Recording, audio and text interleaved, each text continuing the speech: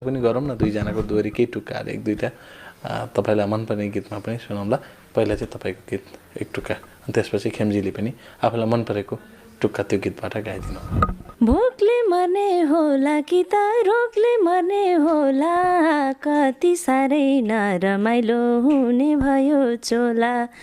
के खानी हो अहिले साइलो, के खानी हो भरे, क्यारी घर चलाउने हो अलमल परे।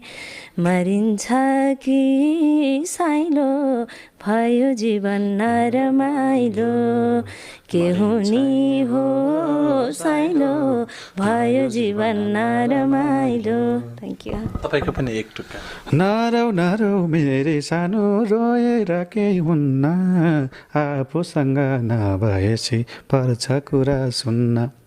यो महामारी सकिएपछि म नि परदेश जान्छु, 2-4 पैसा कमाएर पठाइदिन्छु कान्छु।